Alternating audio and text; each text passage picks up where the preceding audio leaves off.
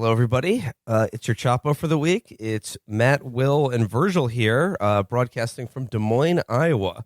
And wouldn't you know it, we went to the state fair yesterday, and we won a candidate. That is the ever-tricky fourth milk bottle, nailed it with the softball, and we now have with us in the living room Joe Sestak, former Congressman, former Admiral, and current presidential candidate for the Democratic nomination.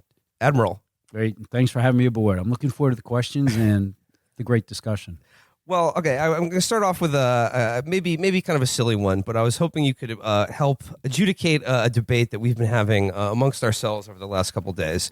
Months. Yeah, months now. All of us have agreed that, were we required to join a branch of the armed service, it would have to be the Navy, right? Absolutely. And I said, if I joined the Navy, I would want to be on an aircraft carrier or a destroyer. Matt agrees with me. Virgil says he would prefer to be on a submarine. Nuclear submarine. Well, they're all nuclear now, right? Yeah. Well, right, but a specific, one of the, what do you call it? The tripod. Trident missile. Trident missile. Okay. No, one of the ones that's just, the responsibility is in case everything goes haywire up here, you get that message and say, blow up this. Okay. I claim. Crimson Tide submarine. Yeah. I claim that it is insane to actively want to be on a submarine as opposed to any other, like a nice ship or a surface vessel. A cruiser, a destroyer. Virgil says it's you think it's safer? Yes. Yeah. We've never lost a nuclear submarine. Right, but it's just the confinement that would drive me insane. Well, you're with other people. You're not like a loner. Okay. Admiral, Admiral, and there's activities. Admiral, you were rooms. You were an aircraft carrier guy. So what do you think is the best he's biased. The vessel to be on in the Navy? Actually, I honestly believe that the best one to be on is a small surface combatant. 150 guys and gals. You walk around the ship every day, and you see them all, you talk to them all. And it's one of the earliest commands you can get. I actually went surface. The submariners, if you're smart, they scoop them all up. Man, that's where the brains go. The aviators, they're where those, the ones in Top Gun go. And they're just like they are in Top Gun. Man, I went up in the F-14 one time with them. And we're over going towards Persian Gulf, flew over northern Africa's deserts, upside down about 100 feet above the desert. And when I came back, I said, now I understand why you guys don't like paperwork. But boy, you go on a surface combatant, and you have to deal with everything. Undersea warfare, surface warfare, air warfare. It's just not dropping a bomb, which is pretty tough. It's not just pushing a button to have that one torpedo go out. It's multifaceted. In fact, I'd argue it probably prepares you best for politics.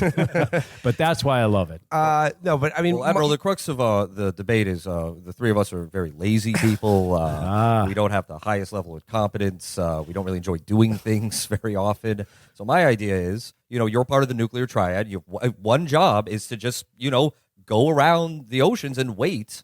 You're not in active a combat situation. You're there in case the apocalypse happens. Which means probably a lot of free time reading. You said there's a lot of smart people. There's PhDs there. So probably a lot of chess masters. You could, up your ELO. I just find the thought of being on a submarine, even in peacetime, so essentially terrifying that no way could you get me on one of those. But you get on airplanes. How is that not equally terrifying? Yeah, that's for like 6 hours. Not 6 months. Well, actually, the kind he's talking on only goes underneath for 3 months. Okay. So if you're out there on a patrol, because they never surface, they're underwater 3 straight months. And if you want to get a hold of them, they have a special ways that they trail something. You can't obviously get that signal to them and push the button. And they're in certain ways. If you go on the other nuclear submarines, the ones that just do the Tomahawk launchings and submarines, you're out for 6 months. They're the ones, literally, that sneak in. It's pretty exciting, actually, because in those, they sneak into harbors. Oh, yeah. In the middle of it. And then, so that's how we often would go into Murmansk in the Soviet Union days and slip on out. That Hunt from Red October has a lot of truth to it today. But here's the issue, and why you might want to double think about it. If you saw the New York, when I was in the Navy, I proposed we didn't need 54 submarines. We only need about 35. I actually said we have too many force structure, too much. We need to, at less cost, have only 260 instead of 360, because New York Times had an article the other day that said water's becoming translucent. if not transparent. There's quantum sensors, and there's other technology that you can actually feel the waves in the middle of the ocean go up a little bit because there's a large metal object moving under it, and with all the computer power. So you'd be a little bit more exposed out there, and that's why you can see on my website, I say we should have a more capable military that's at less cost today if we'd harness cyberspace and newer technologies. It's why a man who worked for me, commands the Western Pacific, all Pacific now, said we have lost command of the seas in the Western Pacific to the Chinese. Well, yeah, let's get into that. I mean, this is, when I first saw that you had jumped in the race, you were sort of making, this is kind of your issue, like you said, about that we have sort of lost control of the South China Sea for the first time. What is that? It's an issue of mine. It's an issue of mine, but that was the one that stood out from the other candidates, at least as far as I can see. So, I mean, I asked you yesterday at the fair during the press scrum, how would you describe, the issue of China and America as the two kind of global superpowers and sort of semi-adversaries? How would you describe our relationship with China? We have a real challenge right now of how I describe it is it's a new superpower who's emerging, and it did not set up the rules in the liberal world order. And so therefore it feels it shouldn't have to abide by those rules. Look, I backpacked through China. The very first year that they let independent travel by Americans, flew into Beijing, came out in Hong Kong a couple weeks later. I had hundreds of people follow me. Never seen a Caucasian before in Wuhan and Chongqing. I went down the Yangtze River on a sheep boat to see the Three Gorges. I wanted to know this country that was about under the new four what did they call it? The four great pillars of the future he did. So when I went down there, I wanted to go to the bridge. They had it roped off, even a sheep boat. I asked somebody in English that I could, that I tried to do in English, and he said, and then I asked again, and he third time I asked, I'm a Westerner, yes or no? He had already told me no. I didn't realize it when he shook his head. My point is, we're talking past each other because we set up the rules and they want them to be different. Do I think it's a challenge? You bet I do. Why? For three reasons. And I could stop right now and quickly run through them. Let's see the reasons. So the three reasons are, first, it is establishing a new world order of Sinocentric institutions. But it's doing it in the way that the Prime Minister of Malaysia has said, as a new colonial power, by giving predatory debt to nations like Djibouti. And when they can't pay it, it has to give them a naval base. Or Greece, because of the investment in its port there, blocked the unanimous consent needed by the European Union to condemn the human rights atrocities they're doing against the Muslim Uyghur citizens of China. Second, what it's doing is, this is our corporations that have done this. That's why we have to restructure the corporate commons. It's not just that they're lobbying us and getting great tax benefits that are unfair and outsourcing our jobs. They're outsourcing our national security. So if you have an Android phone? iPhone? Yeah. Well, if you have an Android, it's programmed with Chinese software. What you're saying on it goes right back to them. You read the reports that Bloomberg has said, and others deny it, but that they are actually putting microchips into motherboards. There's contention about it, but when your whole supply chain, 90% of it, of all the techno projects are there in China, then you have to be concerned about national security. And finally, the most defining threat of all is the 5G network.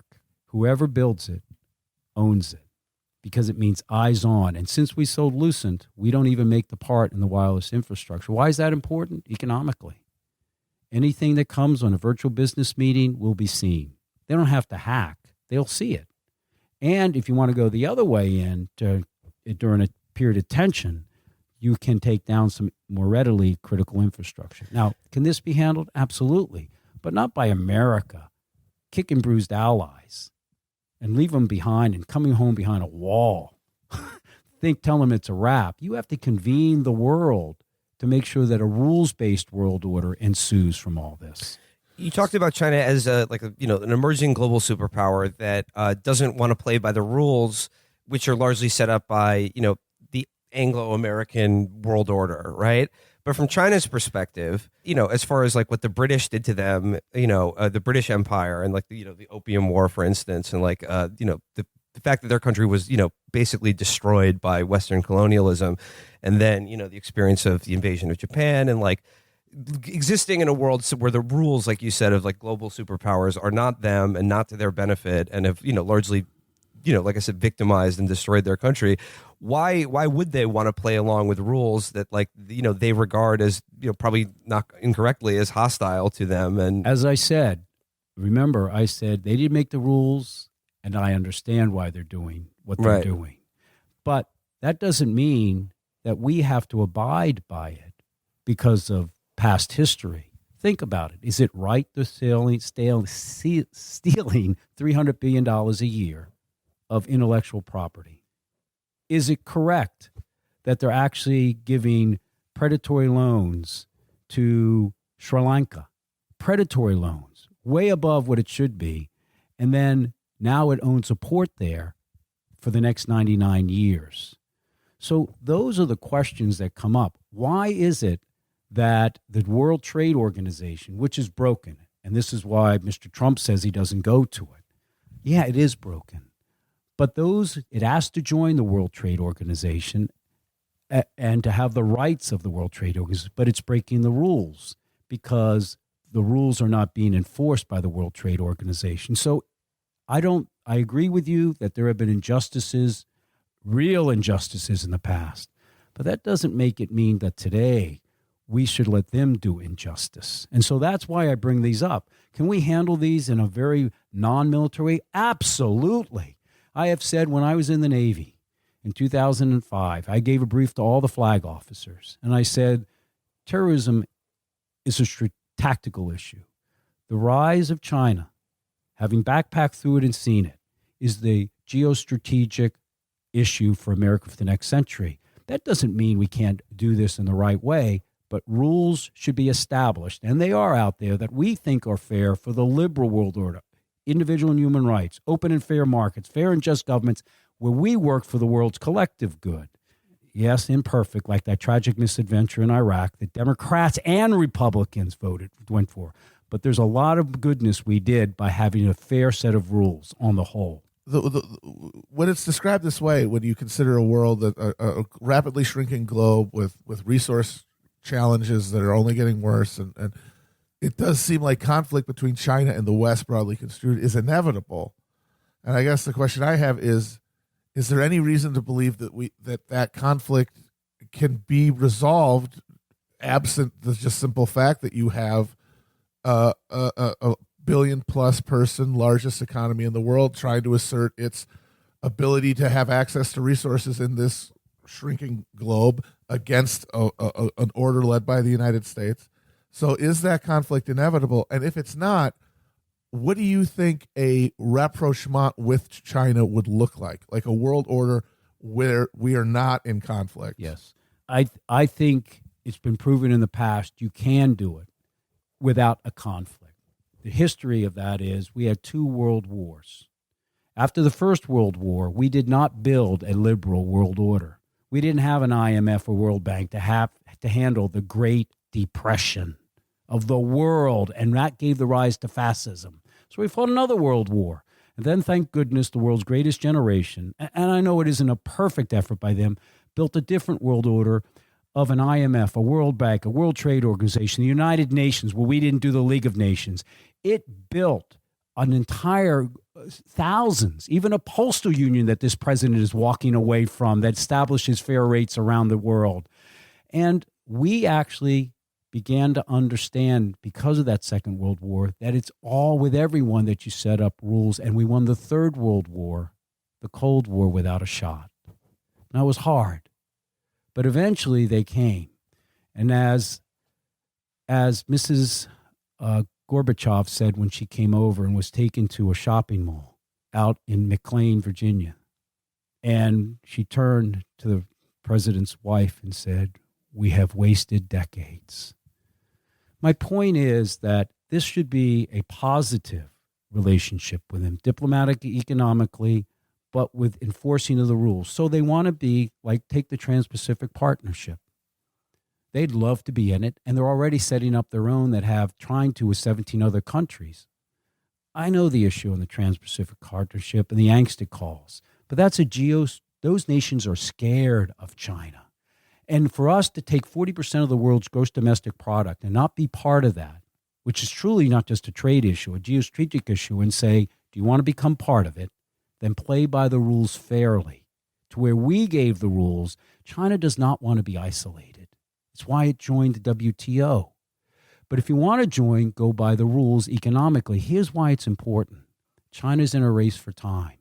She's like Japan. They don't do immigration.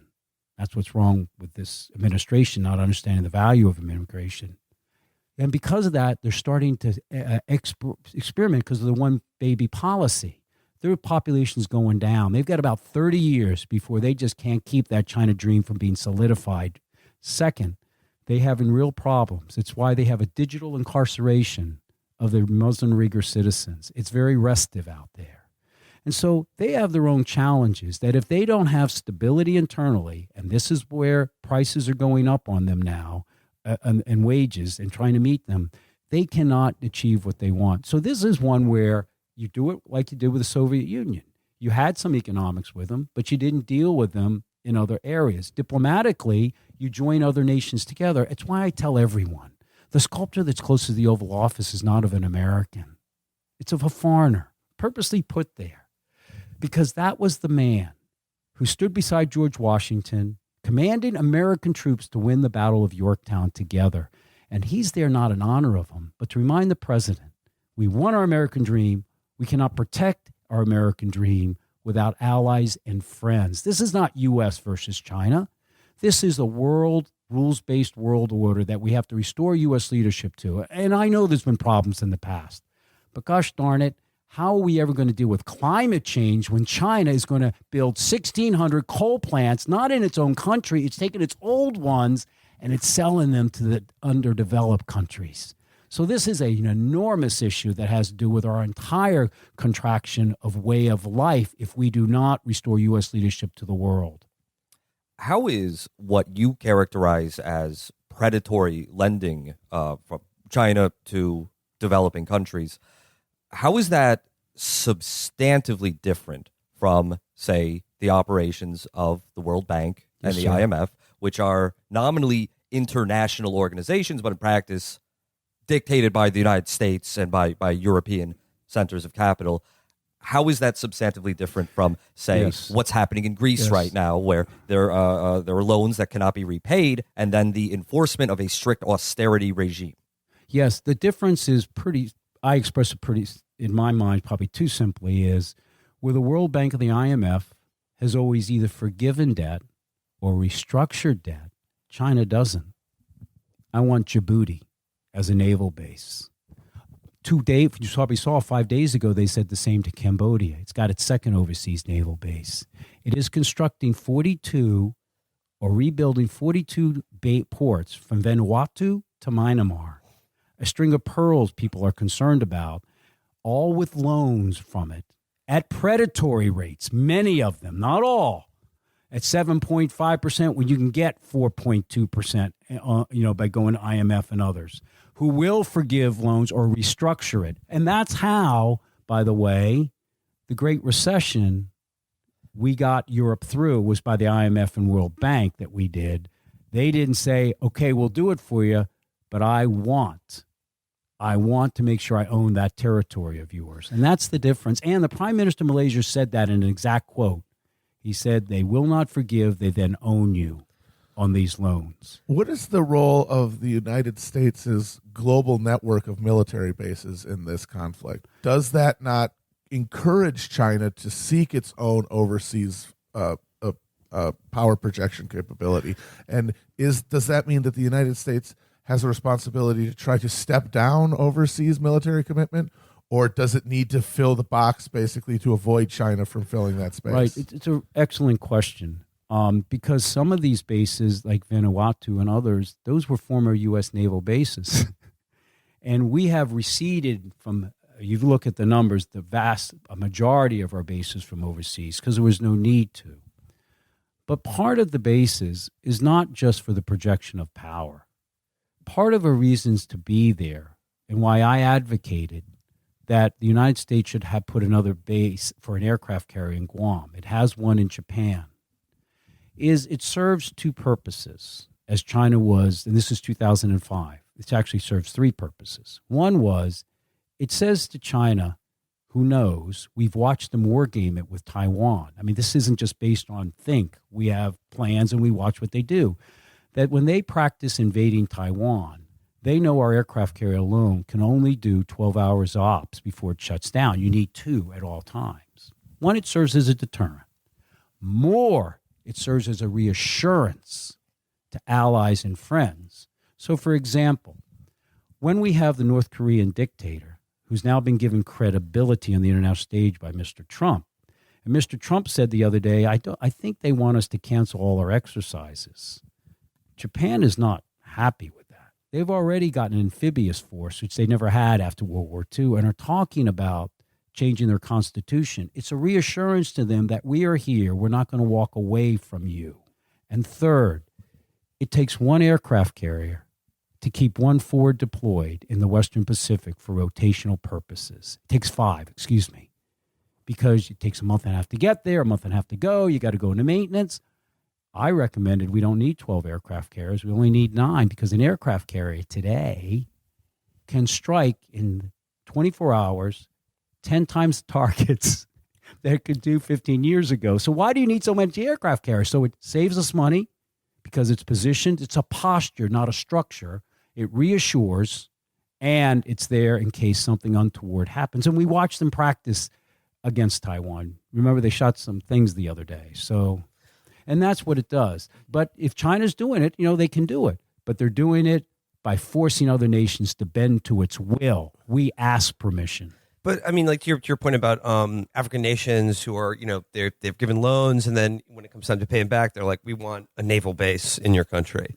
If you were a country in the developing world, like so you said, Djibouti or Cambodia is not totally developing world, but like on the cusp or whatever, and you look at that experience versus what the IMF or World Bank, and the conditions that they would impose on loan repayments, isn't giving China a military base or a naval base like a better deal? I mean, at least you get some infrastructure out of it. IMF-led restructuring destroys infrastructure in countries. And not only that, but like with the TPP, like the conditions that would be imposed vis-a-vis like labor unions or even things that your government would democratically want to do are essentially subject to veto by an elected corporate, judgeship or council or something like that.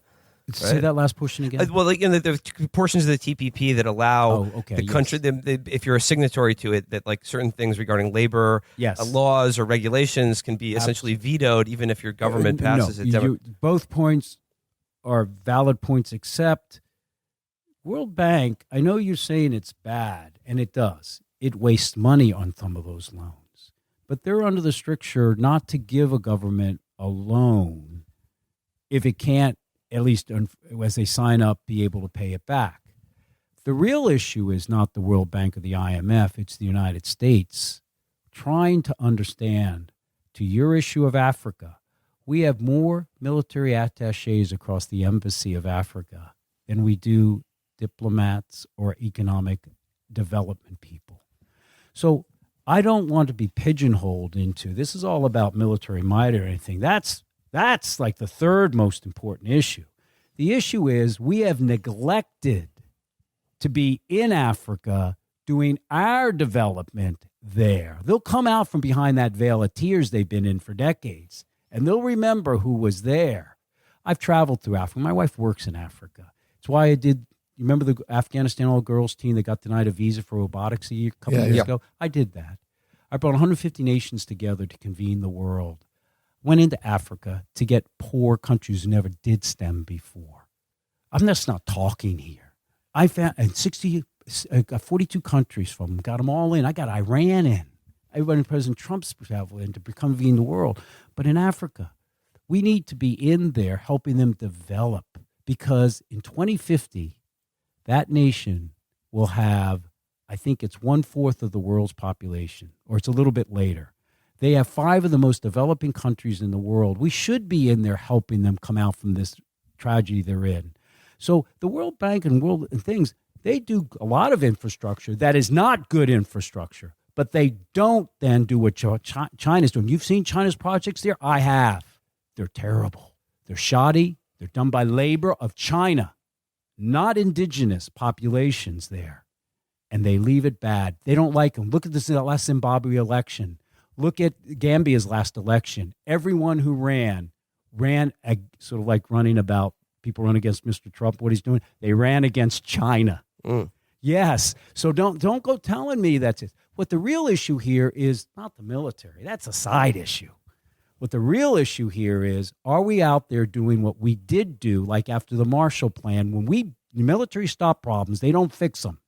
We stopped Germany with our military. We fixed fascism with the Marshall Plan. Think about Iran. How did we fix it? We convened the world, including strange bedfellows of Russia and China, for economic sanctions and diplomacy, and removed that economic nuclear weapons-making capability. But now we broke our word when they kept theirs. And you're going to use our military that can't even survive in the Persian Gulf because our sonar doesn't work there? We can't find the 19 mini submarines, so they're going to come out from the Straits of Hormuz. They're going to close that Straits of Hormuz with fishing vessels. We've watched them practice of mines, thousands of them. 20% of the world's oil, good for climate change, but bad for economy right now. And then they have hundreds of missiles that can rain on China. And we're going to fix Iran? Think about Iraq. We created ISIS because we have people who don't understand military stop problems. We don't fix them. Oh, no, I'm not arguing about military here. I'm arguing engaging the world with what's needed in order to bind that world, the world, like those African nations, not to China's might makes right order, but to our order, imperfect as it is, nevertheless, on the whole, has brought extreme poverty of the world from 85% at the end of World War II to 8% today, and has doubled the life expectancy, more than doubled the literacy rate of people in the world. That could not have been done under a different world order. I'm glad you brought up Iran. Sorry. No. I'm glad you brought up Iran because we've talked about this before on the show, and I personally think whoever is in our government right now, that A, exiting the deal in the first place, and two, the people in our government who have been fantasizing about a war with Iran for decades now and are maybe kind of trying to do it now is like suicidal to me. You brought up the vulnerabilities of our fleet in the Persian Gulf. Are you familiar with the Millennium Challenge the war game that they did about that? We did? Yeah. We ran a war game in 2002 called the Millennium Challenge against the U.S. Navy and I'm very familiar with war games that I was participating in about it. Yes, it was called 5027. It was another number. I know the war plan with Iran at the back of my hand. And how would that go? Yeah. What? Let's game that out. Extraordinarily challenging. I also did a study with and I'll send you the study, with about 30 retired admirals and generals after I was out of the military. And here's how it'll go. Now, if we had, and this is what I said, I mean, this isn't here. I said this, when I was in Congress, when they were trying to do it. I went on Fox to say this. Look, here's the issue. We'll have to pull our carriers out. It will take us weeks or months to try to destroy that nuclear infrastructure. One of them, Adak, I think, is under 300 feet of rock. When I left the military, we didn't even have anything that could do that, and I doubt we do today. It will take us weeks or months because this is not Iraq. They have sophisticated, from Russia, air defense systems. So when we go in, if this is to really destroy it, we'll have to beat down all those air defense systems as hundreds of missiles are raining down on our bases in Qatar, Bahrain, the United Arab Emirates, and Israel. And as that's doing, we got to then knock them down. Then finally we'll get in there, and then we'll try to destroy it. And in 4 years, they could rebuild it. Militaries don't fix problems. We can stop them for a while. That's the whole issue. And we'll have to do it outside the Straits of Hormuz because we can't survive. There's only two places aircraft carriers can operate in the Straits of Hormuz. I've been there. I've commanded it. Back and forth in two large football-sized fields. That's the only place where the depth of water is, that when you go fast and launch into the wind, you can grab it. So when I tell everybody this, and I went all over Pennsylvania talking about this, people go, oh. So I said, look, we don't want to have a nuclear weapon. But they were going to have a nuclear device in 30 days if we had not signed that accord. And we got rid of it. Tamper-proof. SEALs, eyes on television, 3,000 man days so far of inspections in there. And this is the challenge. See, the thing is, we also don't have people who know how war will end before deciding if it's wise to begin. That's Iraq, Libya. It's happened. And that's the real challenge. But that's not how we keep from going to war. We keep from going to war exactly with your point.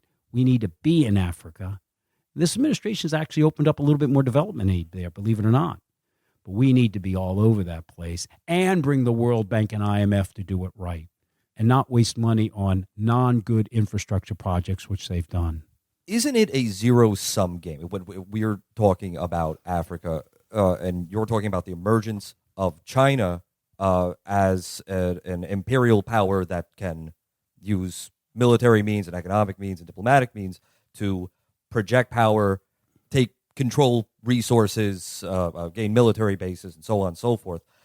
It's not as if in the absence of China there would be something else. I contend that it is the new Chinese order is only a threat to the extent that it is a threat to the American-led liberal open markets order, which you mentioned earlier is a valid use of American power projection to institute liberal orders and open markets. My contention is that these open markets do not redound to the benefit of people in these places, because open markets, market liberalization necessarily benefits people with wealth, people with capital. We've spent centuries ripping the capital out of there, taking the natural resources, and now we come back and we can just buy it up. There is not a question that what your example at the end, we have done in places, capitalism has done that.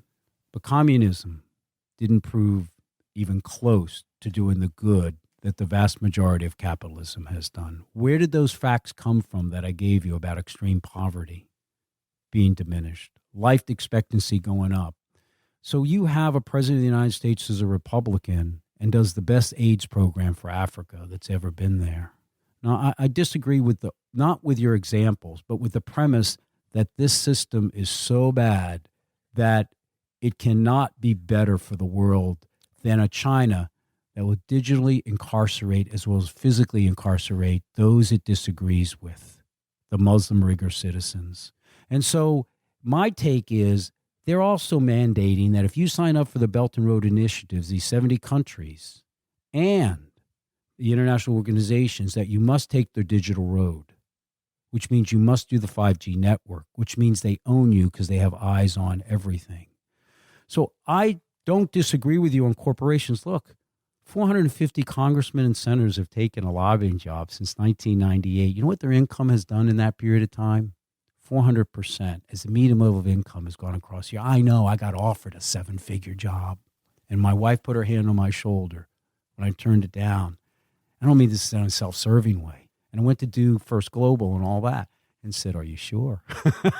You look at corporations that are outsourcing our jobs. Corporations should pay over 40% of corporate revenues for America. Today, it's like 8%. No, your premise is right, but that's not just the system. That's political types. Take the previous administration even. Opioids. They had the number 2 Justice Department official have the pharmaceutical lobbying industry roll in on him. He goes down to the DEA and says, stop all your investigations and bring prosecutions to us in the Justice Department of the illegal pill mills in West Virginia and everywhere else. We have a town of 500 people, and 1 million pills are being sent to them a week. And you know what? The administration stopped it. That's why I'm running for accountability to people above self, special interest, or party. Look, what you're saying is people. It's not just the system. This system is so unaccountable. That's why people voted for Trump. Trump, I tell everybody, is not the problem. He's the symptom of the problem, of how you can have all these corporations outsourcing their supply chains, jobs and everything. And who's holding them accountable when they then lobby America to do the business of China liberally? You know that every one of them has a communist cell. That's fine. It's just like a labor organization. But the last law just passed said, now they get a voting right. Because China's smart. They do things methodically. They now want them to have a voting right on the boards. And that's kind of minor to some degree. But, if you can have China force Marriott to fire an employee in Kansas because they happened to tweet a friendly post about Tibet, is that the system, or is that politicians that just bet that we are letting our corporations run amok on accountability? To me, what you guys want to do about this, all this stuff about corporate power, absolutely, you're right. It's wrong. That doesn't mean the system's wrong. It means the enforcement of fair standards and accountability is wrong, from tax laws to outsourcing our national security. And that's why we have Trump, in my opinion. And you know what? I don't want to be president unless somebody, and that's why I'm running, can unite this country, because they don't trust anybody to do and go up against the system. Look what happened when I did. My party put more money in against my race for Senate from the DSCC and television ads than they put in against Mitch McConnell 2 years earlier, because I had the audacity to say to the party, from the president on down, I don't agree. Mr. Specter, the senator, switching parties. Now today, politically, you would, with the Me Too generation, you just say, whoa, we don't want somebody to try to humiliate Anita Hill, but back then it was just the system. No, it was politicians who just weren't public servants first. That's my belief. They set the rules for those corporations to do what they want. So you mentioned that corporations have an outsized power, and essentially, describing the process by which they dictate the terms and the legal regime. So then how do you counterbalance that power if you are not opposed to the system of capitalism, and presumably not opposed to, say, not in support of, say, redistribution, a wealth tax similar to the one Thomas Piketty and Elizabeth Warren have proposed? How do you create a regime of accountability? Because from what I can see, these institutions are only accountable to capital. Only accountable to? Capital. They're because the government was established in this nation in such a way that people have always said, we don't want the government, to be, and that's how we set up a government, to be interfering in our individual rights. We are to be protected against the power of government. But what people failed to realize is government was also established to protect us against the abuse and the power of private industry and power. So much as they did it with the trust busters or all that back in the day, late 1800s, we have to do that again. And it's going to take a new generation of people, not necessarily young or anything, but actually believes you're going to go down there and actually say no to where carried interest, which you're familiar with, that has been protected by New York senators. Mm-hmm. I voted against it in the House, but it has a lot of money coming in the DSCC, those who have carried interest. You need courage from people willing to lose their job over that. We don't have that today. And again, I come back, that's why we have the situation of what we have in the White House today. You just need someone. Why can't we do it? Now, you got to bring the nation together to do it. I got that. But that's what I did in my Republican district, nearly 2-to-1 Republican district. Man, I have a F from NRA. I got 100% voting right, 100% NARAL pro-choice, 95% human rights. I don't know where I lost the 5%. But that's it. And I got reelected by 20 points. And I didn't spend a dime on a campaign ad. But you know what? We disagreed well.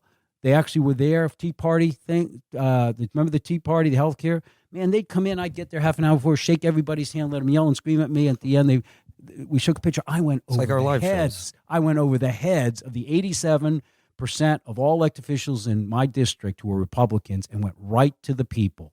And that's what you need today. I'm sorry. I don't see how else you do it. It's the only reason I'm in this race.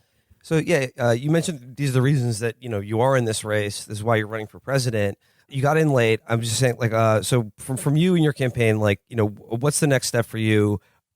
Is there a way, do you see a path where you can get into the next debates? Of course. I wouldn't be in here if you don't. You won't live in a Econo Lodge. Yeah, you mentioned that you'd been in Iowa for a month living out of an Econo Lodge. Yep. So yeah, I mean that's a grind. It is, but is it worth it? Yeah, darn right, it's worth it. Yeah, I was going All to right? ask. I mean, Jimmy why? Carter got to live in houses when he did his grassroots approach. Remember? Yeah, well, maybe you don't, but I live in a condo lodge, and But look, yeah, is there a path? Is it tough? You bet it is.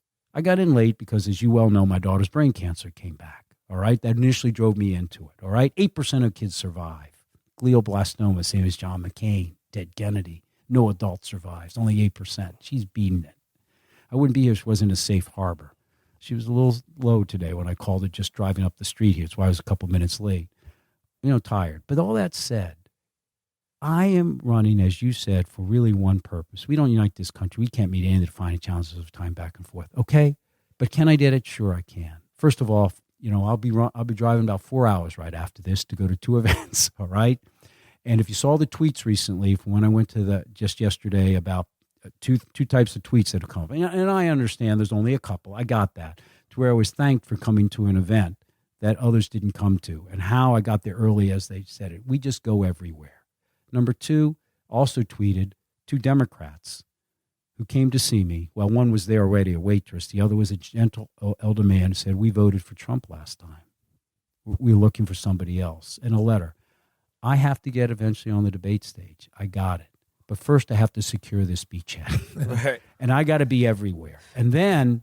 Is it tough for you, though, being in a landlocked state like Iowa, cut off from the power of the sea and your admiralty? It wasn't the sea. What I most loved, it wasn't, first of all, as soon as I got into politics, I was overeating like I was an admiral. You sit there making those phone calls like this, you know what I mean? But I'm now doing what we call the air campaign after this ground here. I'm still going everywhere. But this is why I said to you before I started, thanks for having me on.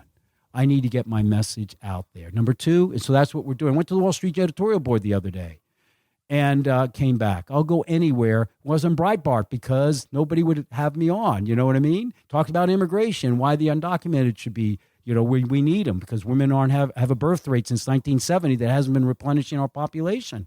And so we need immigration of all types. And so finally, then I have to get it eventually on the debate stage. But there's going to be 7 or 8. Amateurs do tactics, experts do logistics. And we have laid this thing out, and we think we have a credible opportunity to make it happen. Yeah, no, thank you for appearing on what others have called the left-wing Breitbart. So I'll give you credit for that. You mentioned your experience with your daughter and her cancer, and dealing with that as being a big influence on your politics. And I'm wondering where you stand on Medicare for all.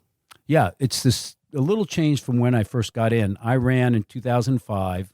I got out as independent, became a Democrat, 2-1 Republican district, and my one refrain, all I said for 4 months was, I'm a retired Navy admiral, running national security that begins at home and health security. And I took what's now called Romney Care back in 2005. It hadn't been passed yet. Put it on my website, said that's why I'm running. It was the only reason I ran, pay back my country for saving my daughter. That was it. Period. But what I believe now is that public option that I voted for, and the Senate didn't have the guts to stand up to the health insurance industry, took it out. And when I talked about it, I said, this is the transition of choice, the same words I use today, that will get us down one of 2 paths. I used to think that going towards the VA model was better.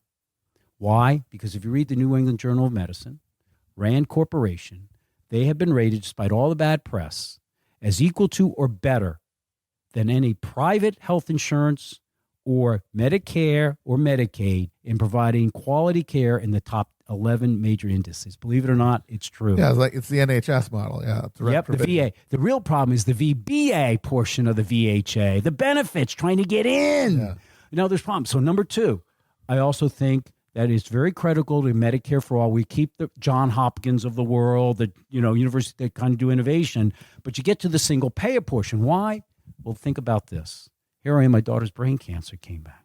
They couldn't give her the same chemotherapy. It killed several other children that had tried it. It was so hard. So they have her a new drug that hadn't been used in brain cancer before, thinking this might be the one thing that can do it. Perhaps insurance, $300,000 insurance company, because I am also on a partially private health care plan. People think military is all in this public. It isn't. And they denied it. $300,000. Now, we finally won an appeal, but here's the issue. I think how you take care of people as you care for them is important. 255 million Americans are on some sort of private health care plan. Medicare Advantage, Medicaid managed, okay? 255 million. If anyone had said to me this past year, 2 years, you're out of here into this plan, the same medical team of doctors, one came out of retirement to do her surgery, I would have said, whoa. That's why I call it transition of choice. Because in the military, we say, as I told you, piss poor plan gives piss poor execution. You need milestones to make sure it works. And here's why. If our U.S. military could beat, our government could beat Japan and Germany in 4 years, but cannot roll out a healthcare website in 4 years, why do you think all of a sudden, just because somebody says it can be done from the state that had tried single healthcare plan, it didn't, single pay, it didn't work, why can you say 2 or 4 years is the right way? And so I want that transition of choice to get to do it. But I'm very frank. I do believe we can get there. So it's Medicare for all. It's an end goal, but you think it should be achieved through a series of intervening steps, a kind of like a intervening legislation or steps? Or no, what you do is you have 2-3 different types of public options, much as we were planning. All right. They're given a loan to start it up that's just paid back from the government. And you have one that's set up like a VA. All right, where the hospitals are owned by government. This is how I would do it, okay? And it's sort of like the England. Then the other one is you just pay direct from the government right to private hospitals and all, which is Medicare for all. And then you just see as they go along, as they prove, it's a choice. In the basket of choices, the Affordable Care Act. And people, if it is so good, less cost, we've heard that, right? Better access, we've heard that, right? Well, of course, they got a choice. And better quality care, okay. Why not do that? That's not what we do in Afghanistan. We say 40,000 more troops. Yeah, well, where's the milestones to say that's what you're going to accomplish it? That's what we don't have any longer. We just have words, not deeds that are measured along the way and all. But I'm very blunt out there about single payers, what we have to get to. But I think either of those might work. I want to see which ones of those work best as we go towards it. And then you can get to a certain point, you say, it's proven itself. In X amount of years, everybody can move over to that. The objective is to get that healthcare companies out of there that say to me, $300,000. What? 2 quick questions on this vein. One, should private health insurance companies exist? I don't have a problem after we get to single payer that if there is a healthcare insurance companies out there, I'm okay with that. Why not? England does it. Supplementary insurance. Supplementary insurance. If someone wants to pick it also, that's fine with me. It's a choice. But there should not be, you're saying there should not be profit involved in base medical care. No, do you mean this plan I'm talking about here? No, it should not be. See, that was what the public option was about. When I first heard the term, I didn't know what it was. I'll be quite blunt with you because we were pretty halfway down the Affordable Care Act. I purposely went to a subcommittee to show how Congress works. You get 2 committees. I want to be in armed services because I knew that's where the money is. So that's why I was able to move the first money into autism in 12 years because $150 million every year is put into women's breast cancer research there. And I met so many people who had autism. I said, how do we fix this thing? So I moved money to research there. I went over, and it gave me cred. Admiral who cares about autism. I mean, that helps a lot in my Republican district and everywhere else. I mean, number 2, I went to education because it's the long pole in the tent. It's our homeland defense. But they had a subcommittee in healthcare. Then I asked because I couldn't go to the healthcare committee. You know why? Packed money.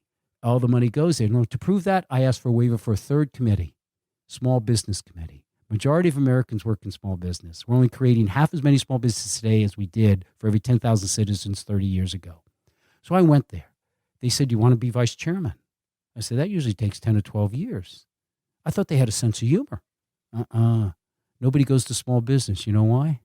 0 PAC money. Yeah. So first off, that's what kind of happens down there. So I went to the subcommittee. And man, they brought in this issue halfway through a public option. And I looked at it. And that's when I said, this is the horse we ride to see if we can get to single payer. Because I knew the VA was darn good. Has its problems, don't get me wrong. And I've helped, they don't show things where they have problems. Transparency stinks. But other than that, they're darn good. So that's always been, you pay back the loan, there's no profit, to your great point, because why should there be a profit? Yeah. During the ACA debate, the House passed a version with a public option. And you mentioned that the Senate, even with 60 Democratic votes, did not. Right. 2021, at best, there might be 53, 54 Democratic senators. How would one pass an even more radical approach than a public option? The question of the day. So when everybody up there goes, are you for Medicare for all? Yes. I would have said wrong question. Yeah. The question is, how are you going to make it happen? Yeah. And that's why I'm running. Accountability to people. Someone who stood up to their own party. President on down and bore the consequences of it. Now, I beat Specter, but still bore the consequences. Mm-hmm. They didn't support me in that race that in general. I mean, for people who aren't familiar, you beat Specter, and then he ran as an independent. No, Specter that was Joe Lieberman. Oh, Lieberman. That's Yes, that's right. Yeah. Specter had switched parties, which actually gave the Democrats the 60th vote in the Senate, and you beat him in a primary, but then lost in the fall to Pat. And I put out a video why Anita Hill. I have 6 sisters, and if you ever watch that hearing and how the senators, white standing there with Anita Hill, made her repeat all those words like long dong and all that stuff on it. It was they tried to humiliate her. And so I said, no, that's not right. And so, but my point is, I'm going to do, and I know it's not a perfect answer, but I don't know any other way. First off, that's why I feel I'm the best candidate to beat Mr. Trump. Former 3-star admiral, served his country. No, more than that. Stood up to his own party when it was wrong. And who served people in a nearly 2-to-1 Republican distance, getting reelected by 20 points without spending a dime on a campaign ad because we learned to disagree well. You disagree with me on choice. I have a 100% voting record. Come on in. Had a care. Saturday morning, 8 a.m., 60 people showed up. Next quarter did the same. Listened to them and explained to them why I sat what I did. Same with the Hyde Amendment, anything. But sometimes people just want to talk, not be put down. But I'm going to go over the heads if necessary to the people. My first day, I'm going to have a town hall in the middle of America. Anybody can come in, and we're going to do it all the time. Did it work in my district? Yes. Will it work nationally? I don't know. But I am going to say politicians move to where those who support them move. You brought up Earl Specter and his role in the Clarence Thomas hearings. How about, how would you describe the current Democratic frontrunner Joe Biden's role in the Clarence Thomas hearings? I think he needs to be accountable. 4 years, 4 terms, 51 years old.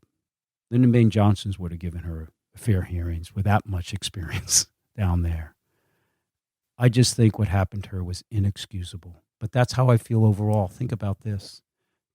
As I said earlier, Democrats and Republicans alike who voted for that tragic war in Iraq and left 2 decades of unaccountable consequences with ISIS, even copycat bombings in L.A., think about those same senators and Republicans, including who you mentioned, who over time across the spectrum dismantled the safeguards in Wall Street and took down the one place we actually need a wall in America for sure to keep greed out and accountability in. Because they tore that down, my constituents, we had to keep our office open to 9 o'clock every night, 7 days a week, to save over 800 homes from foreclosures, literally. ABC did a great story on it. And 4 times constituency cases of the average congressional office, and not one politician, not one, has ever accounted for themselves to be accountable for the carnage from that war or tearing down that wall of the carnage of the livelihoods of my constituents. Do I think how somebody did something should be accountable for it and answer for themselves? I do. Because that's why we have Trump today. Now, he's a false prophet. I get that. All right. But those people down on those streets saw a system that wasn't working for them in that recession. When I walked across Pennsylvania, 422 miles, step by step, and I had 2 calls because I wanted to show people it was not them knowing me, it was me knowing them. I got 2 calls. One was from a Republican who came out of a car dealership. I was walking by my flight jack, and said, "Admiral, I'm a Republican. I love what you're doing." The second was from the senator who controls the money for the DSCC and said, "Stop walking. Go back and fundraise." You brought up. And I said no. Yeah, you brought up the Iraq War, deregulation of Wall Street. We could go on and talk about the crime bill or whatever. I mean, about opioid crisis. Yeah, you brought up corporations, but specifically, Joe Biden's role in all of those things. I mean, isn't it, given what you said about accountability or lack thereof, I mean, isn't it kind of depressing that he's still the leader of every poll in the Democratic primary? It is that he's leading the polls in Democratic primary. But if you want someone to win this race, it's got to be someone who's demonstrated they're accountable to people. Accountability to people doesn't mean even 20 years later welcoming that same senator into one's party who humiliated her. Look, I had ads put in against me on my last race from President on down, including Joe. No, I think it's not about being a Democrat. I tell all the Democrats, our Hobson's choice is not just to elect a president. It's to heal this country's soul with someone's accountable to them. And we don't have, that's why I got in this race. Look, I believe, have demonstrated, I think, the ability in the military to stand up when we had too much force structure and should be spending less, all the way to that race that we just brought up, to say, went against my party, to say, I'll be accountable to you. And I've shown that by deed, because I don't know how else we unite America. How are we ever going to pass Medicare for all, as you said, or get there, or do climate change, unless somehow you unite this country? No, I don't think that there is that candidate. They're all fine people, but I don't think that, as you mentioned, Joe Biden or others can do that for this nation. It's the only reason I'm in. All right, we've gone about a little over an hour now, and I think I'd like to wrap it up by asking you one more question about China. And you say you've traveled there, you're familiar with it as both a country and as a geostrategic adversary, or challenge. What do you think? Like, if you observe like China as a nation and their emergence as a global superpower, again coming out of being destroyed by the Opium War, then going through the Communist Revolution, the Cultural Revolution, then the various reforms, but they have. There's a lot that's frightening about the authoritarian nature of the Chinese state. However, is there anything impressive about it, or is there anything America can learn from the story of China in the 20th century and 21st? Without a question. Look, if you go on my website and read my script of my announcement video and bring up China, I call it a wonderful country. It is not. It's the people are tremendous. It's sort of like they have a leadership, though. All right. When I say China, when you say Democratic Party, I think the people here in Iowa. But most people think of those in Washington, D.C. So when I say China, this isn't against the people. This is against a president who, over the last few years, President Xi, has changed how China approaches it. Yeah, they were doing some mischief before, but this Belt and Road Initiative is totally different and wasn't in existence 4 or 5 years ago till he became president. And so in my mind this is not about the China people. Do we have a lot to learn? You bet we do. We have a lot to learn from Iran. Remember, we were the ones in 1953 that overthrew that democracy. Remember? Sure. So we have a lot to learn. But, that's something that people don't do. And I'm worried right now that's what the Democratic Party's not doing, learning its lessons. Military, you have lessons learned after every exercise. You sit down, go through them. What did we learn? Somebody better do that, because how are you going to get these people who voted for Trump back into the party, including Democrats? And so that's how I feel about China. Our United States restoring its leadership in the liberal world order. Let's make sure we do it right this time in all areas. Your points are well taken. But not so much the Chinese people themselves. I meant the China's use of state power to assert their prerogatives and goals collectively. Is there anything that the U.S. government can learn about the use of state power from China based on how they've done it? Yes. I mean, you can think about down in Central America of how our fruit companies down there, they were basically the U.S. government embedded, or with the oil companies around the world at times. But I think that it's like, I believe it was Winston Churchill said, I have great faith in America because after trying everything else, they will eventually do the right thing. And that is who we are. We're not perfect. No human being is. As Abraham Lincoln said, if men were angels, we wouldn't need laws. But that's the problem. We have forgotten we are a nation of laws, not of men. And when you have a president of the United States, and we've had them in the past that kind of bend the law a little bit for the good of corporations or make the laws for the good of corporations, then we're amiss. But I go right back that's why people look, well, military guy in the White House. Wait a minute, I learned the lessons of the militaries. When I arrived in the Arabian Sea, I tell everybody here, I got there with my 10,000 sailors, SEALs, and Marines. You know what the average age is of 5,000 sailors on an aircraft carrier? 19 and a half, I tell them. And then I stop and I say, there was an armada twice as large as ours waiting to become part of our carrier battle group. And they did become part of it because they were there for America. But then when I went into the Persian Gulf, I was ordered to take my carrier battle group there to begin the precursor strikes against Iraq. Only 2 countries went with me because they understood that American leaders, Democrat and Republican, couldn't explain how it would end before it began. I took lessons from my thing, and that's what we need in the White House today. It's not just someone who's going to use the military. What are the lessons? We're building the wrong military. We could have a better one for cheaper price. Understand the military isn't how we should be engaged in the world first and foremost. The bases are there more to reassure people. But what we want to do is make sure it's our diplomacy, our economy, the power of our ideals that engages them. That's my lessons. I have one more question, and maybe we can interpose this earlier in the conversation. But to take the discussion out of the realm of the theoretical into something happening today, do you support the Trump administration's efforts to overthrow Nicolas Maduro? No. If you're talking militarily, that's insane. Number 2, do I think that we should be approaching it differently? Yes. I think we should be working with the Organization of American States, which John F. Kennedy made sure was invigorated and was sort of like how we together would ensure that mischief was not being done that hurt everyone. And so when you have a country where the drug cartels are with political officials funneling money out of the country, where you have people being hurt in that economy atrociously, it's not ours to unilaterally intervene. Remember, I'm always saying in convening the world because we're strong with allies and friends. We can't do it alone like we're trying to do with China. And so I would be down there to have the proper targeted sanctions against those who are stealing that country blind.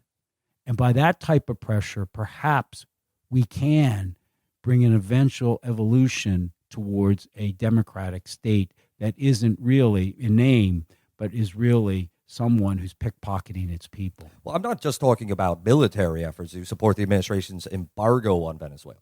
I don't think they did it right at all. I think it should have been in conjunction with everyone, not unilaterally. That's what I believe. Because shouldn't be the United States saying this is it. It should be as a leader of world war. It should, if it's an imminent threat to us. All right?